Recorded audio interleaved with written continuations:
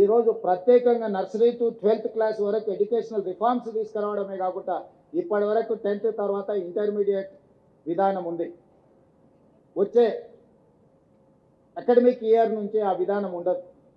Nursery to 12th class వరకు school education కిందికి తీసుకొని వచ్చి బ్రేక్ఫాస్ట్ నుంచి లంచ్ వరకు ఒక నాణ్యమైన ఆహార పదార్థాలను వాళ్ళకు అందించి ఒక నాణ్యమైన విద్యను అందించాలని చెప్పి ఈరోజు రాష్ట్ర ప్రభుత్వం నిర్ణయం తీసుకున్నది.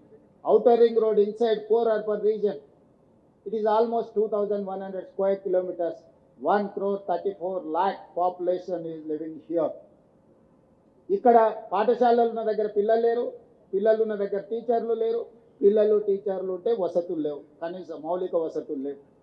వీటన్నిటిని మేము గుర్తించి వీటన్నిటిని పరిష్కరించడానికి ఒక క్లస్టర్ విధానం తీసుకొచ్చి క్లస్టర్ విధానంలో వివిధ రకాలుగా ఉన్న పాఠశాలలను ఒక దగ్గరికి తీసుకొచ్చినప్పుడు మీరు అనుకోవచ్చు ఆయా ప్రాంతాలలో ఉన్న చిన్న చిన్న కాలనీలు బస్తీలలో ఉన్న పిల్లలు ఇంత దూరం ఎట్లా ప్రయాణం చేస్తారని.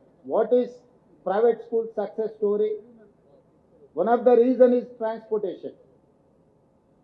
వాళ్ళ పిల్లల్ని వాళ్ళ ఇంటి దగ్గర తీసుకొని స్కూల్కి తెచ్చి చదువు చెప్పి మళ్ళీ ఇంటి దగ్గర ఆ స్కూల్స్ బాధ్యత తీసుకుంటున్నాయి. కాబట్టి పేదలు లేదా మధ్యతరగతి వాళ్ళ పిల్లల్ని ప్రైవేట్ స్కూల్స్కి పంపిస్తుంది.